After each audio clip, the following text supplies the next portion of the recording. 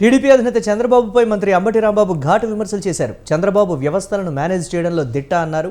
Skill స్కామ్లో చంద్రబాబు డైరెక్ట్గా దొరికిపోయారని ఆరోపించారు. సిమెన్స్ కంపెనీ చంద్రబాబుతో అగ్రిమెంట్ చేసుకోలేదని చెప్పిందని, fibre net, inner ring road కేసుల్లోనూ 100 కోట్లు కొట్టేశారని అన్నారు.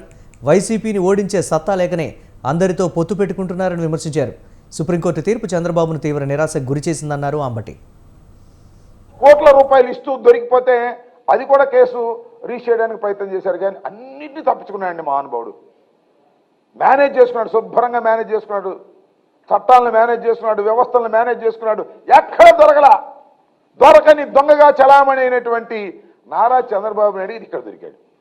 ఇక్కడ కూడా ఏదో ఒకటి చట్టంలో బొక్క చేసుకుని పారిపోదాం అనేటువంటి ప్రయత్నం చేస్తున్నాడు. ఇక్కడ కూడా తప్పుకోవడానికి ప్రయత్నం చేస్తే నిన్న సుప్రీంకోర్టు చాలా స్పష్టంగా చెప్పింది.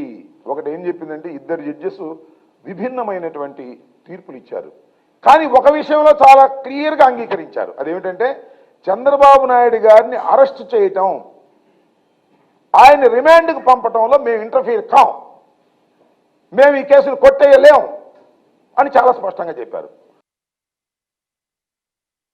చంద్రబాబు క్వాష్ పిటిషన్పై విస్తృత ధర్మాసనానికి పంపించారని రాశారు తప్ప చంద్రబాబుకు కావాల్సిన రిలీఫ్ రాలేదు, చంద్రబాబు నాయుడు గారు కోరుకున్నటువంటిది జరగలేదు అనేది మాత్రం రాయలే.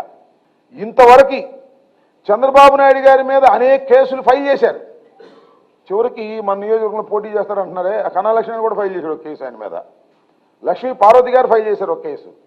అదేవిధంగా మీకు గుర్తుందో లేదో, తెలంగాణలో క్యాష్ ఇస్తూ దొరికిపోయాడు ఇప్పుడున్న